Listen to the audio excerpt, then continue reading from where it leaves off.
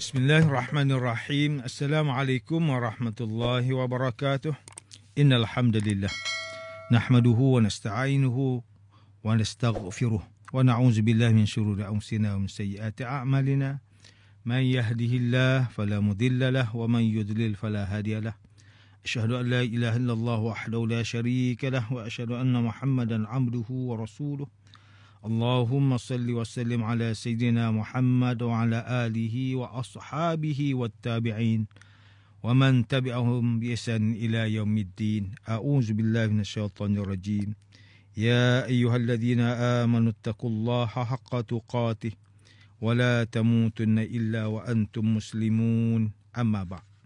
Yang berusaha Tuan Haji Ahmad Nazri Muhammad Yusof selaku penerbit rancangan tafsir Al-Quran dan seterusnya sidang pendengar yang dirahmati Allah. Alhamdulillah, pertamanya marilah kita bersama-sama merafakkan setinggi kesyukuran kehadrat Allah Subhanahu Wa Taala di atas segala nikmat, kurniaan dan rezekinya yang tidak ternilai. Selawat dan salam ke atas junjungan besar Nabi Muhammad sallallahu alaihi wasallam, ahli keluarga baginda dan para sahabatnya yang tercinta.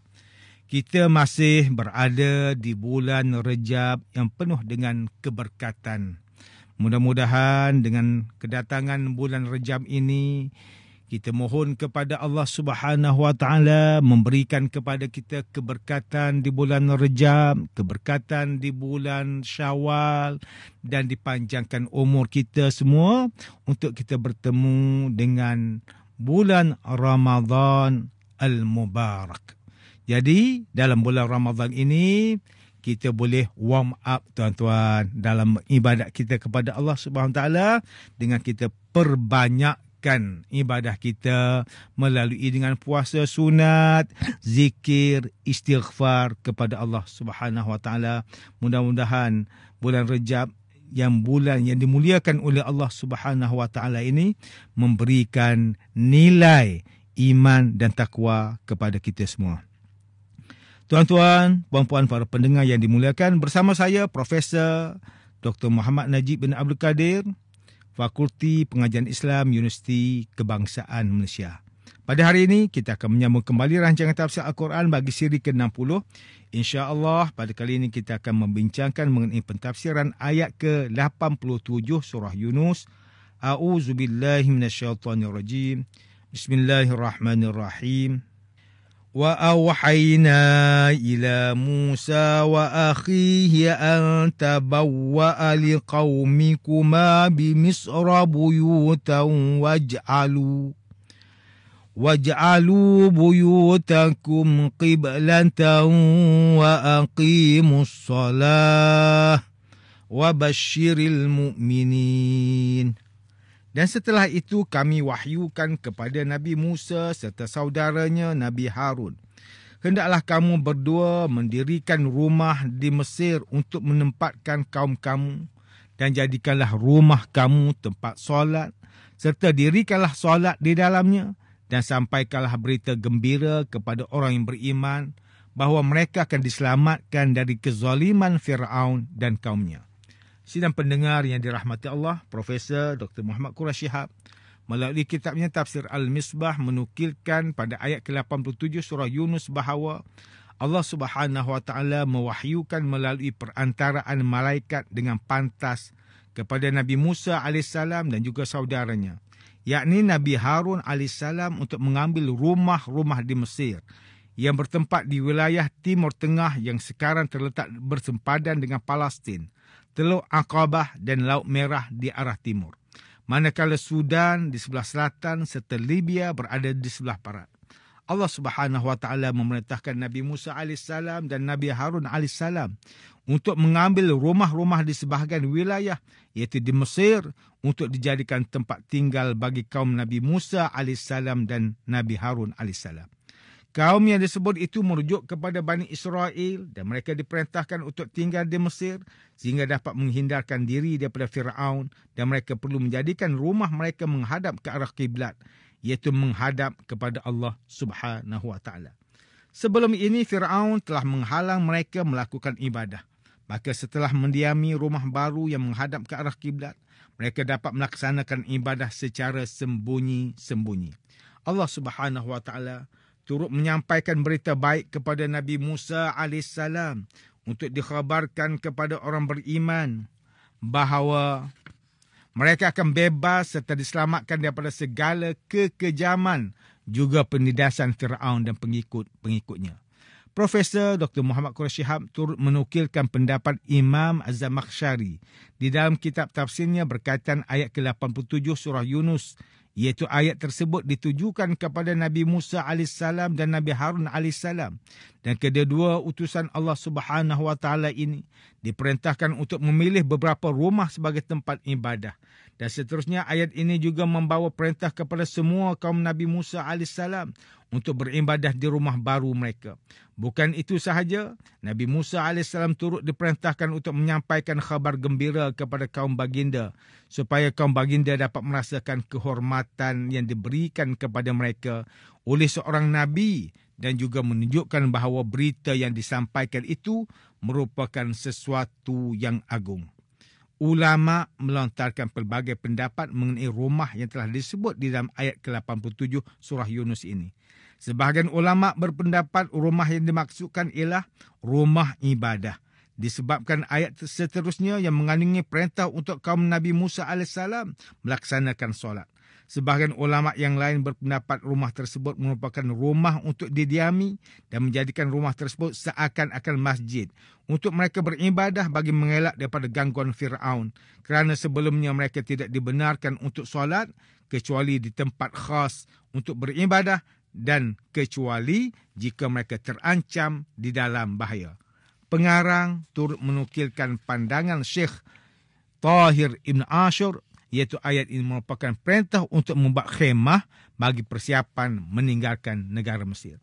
Profesor Dr. Muhammad Quraisy Shihab menjelaskan bahawa perkataan qiblah yang bermaksud arah yang dituju di dalam solat. Arah yang dimaksudkan di Mesir adalah di selatan Mesir, iaitu di antara timur dan barat. Berkemungkinan perintah tersebut menunjukkan ke arah mereka perlu menghadapkan wajah untuk mendirikan solat, iaitu ke arah selatan sama dengan arah kiblatnya Nabi Ibrahim AS. Oleh itu Nabi Musa AS turut mengarahkan kaumnya untuk menghadap ke arah selatan Mesir sebelum datangnya perintah untuk menghadap ke Baitul Maqdis di Palestin. Sidang pendengar yang dimuliakan, Profesor Dr. Muhammad Hasbi As-Siddiqi menulis kitabnya Tafsir An-Nur mentafsirkan ayat ke-87 surah Yunus ini dengan menyatakan bahawa ayat ini menjelaskan bahawa Allah Subhanahu Wa Taala mewahyukan kepada Nabi Musa AS dan Nabi Harun AS untuk membuat rumah bagi kaum mereka di Mesir sebagai tempat untuk bernaung dan mempertahankan diri. Sebahagian ahli tafsir berpendapat bahawa Allah Subhanahu Wa Taala memerintahkan untuk menjadikan rumah tersebut sebagai masjid, iaitu tempat untuk mendirikan solat. Kalimah qiblah di dalam ayat tersebut diertikan sebagai masjid. Bani Israel takut untuk solat di tempat umum, maka mereka diperintahkan untuk solat di rumah mereka sendiri. Segelintir ulama mengatakan bahawa Bani Israel mendapat pelbagai tekanan yang hebat daripada Firaun dan disebabkan itu mereka disuruh untuk memperbanyakkan mendirikan solat. Bani Israel turut diperintahkan untuk mendirikan solat di dalam rumah mereka dan menghadap ke arah yang sama. Ketika arah disamakan di dalam solat dapat membantu untuk mewujudkan sebuah jemaah. Manakala di penghujung ayat, orang beriman mendapat berita gembira yang disampaikan oleh Nabi Musa AS bahawa mereka akan memperoleh pahala dan pertolongan daripada Allah Subhanahu Wa Taala. Selain itu, orang beriman juga akan dipelihara daripada fitnah dan kekejaman Firaun dan pengikut-pengikutnya yang zalim.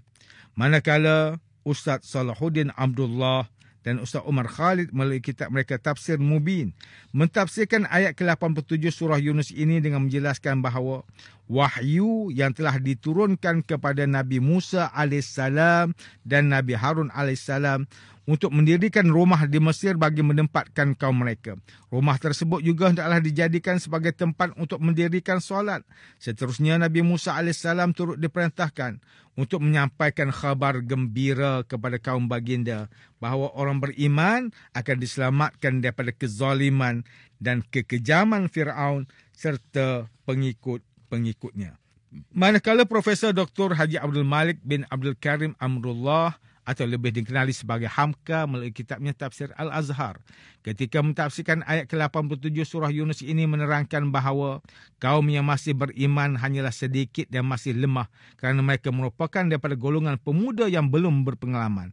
Maka Allah Subhanahu wa taala memerintahkan Nabi Musa alaihissalam dan Nabi Harun alaihissalam untuk membuatkan rumah bagi kaum mereka sebagai tempat tinggal di Mesir.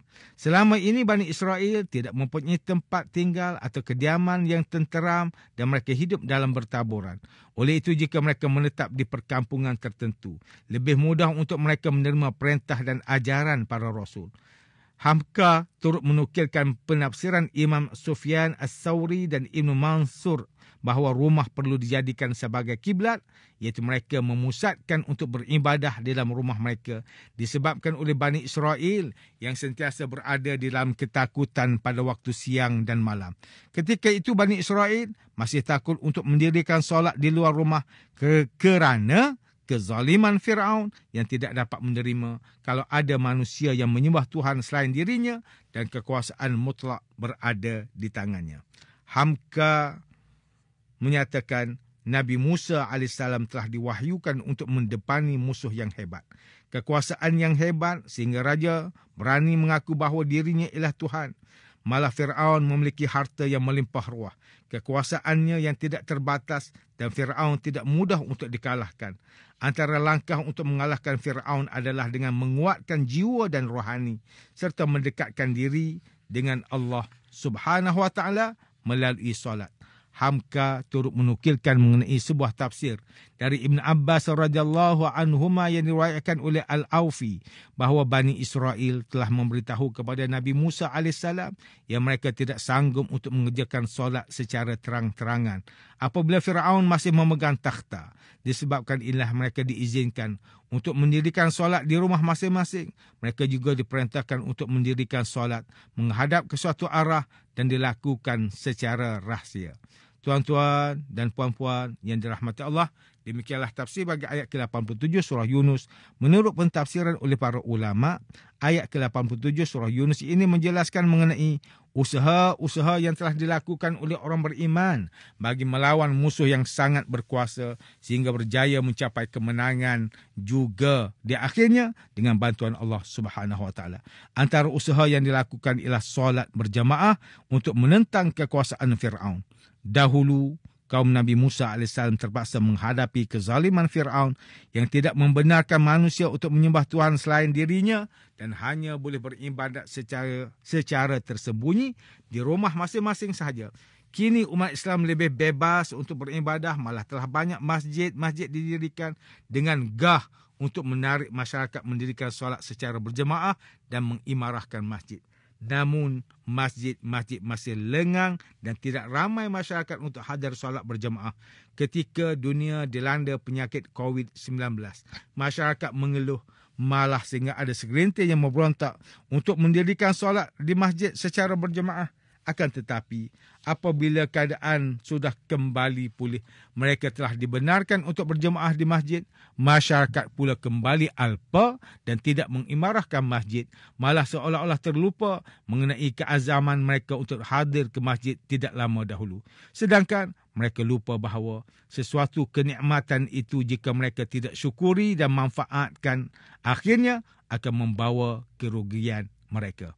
Hal ini bersesuaian dengan firman Allah Subhanahu wa taala dalam surah Ibrahim ayat yang ke-7, wa iz ta'azzana rabbukum la in syakartum la azidannakum wa la in kafartum inna azabi lasyadid. Dan ingatlah ketika Tuhan kamu memberitahu, demi sesungguhnya jika kamu bersyukur, nescaya aku akan tambahi nikmatku kepada kamu, dan demi sesungguhnya jika kamu kufur, ingkar, sesungguhnya azabku amatlah keras. Sidang pendengar yang dimuliakan, antara pengajaran yang boleh kita ambil daripada tafsir ke-87 surah Yunus ini ialah, pertama, setiap Muslim hendaklah mengambil pengajaran bahawa nikmat beribadah hanya akan dapat dirasai oleh orang yang dekat hatinya dengan Allah. Maka perbanyakkanlah ibadah agar dapat merasai kenikmatan tersebut. Kedua, umat Islam juga perlu mengambil iktibar daripada rahsia kepimpinan Yang ditunjukkan antaranya ialah sentiasa menjaga solat. Solat merupakan penghubung di antara manusia dengan pencipta dan dapat mendekatkan diri dengan Allah Subhanahu Wa Taala. Ketiga, umat Islam hendaklah sabar dalam menghadapi segala kesukaran di dalam melaksanakan ibadah dan mengerjakan segala perintah Allah Subhanahu Wa Taala. Segala perbuatan tersebut akan dibalas dan diganjarkan dengan ganjaran yang setimpal oleh Allah Subhanahu Wa Taala. Sidang pendengar yang dirahmati Allah, sekian sahaja rancangan tafsir Al-Quran pada hari ini. Semoga kita semua mendapat manfaat daripada perbincangan ilmu ini. Insya-Allah, mudah-mudahan kita akan bertemu lagi pada siri rancangan tafsir Al-Quran yang akan datang. Wabillahi taufiq wal hidayah. Wassalamualaikum warahmatullahi wabarakatuh.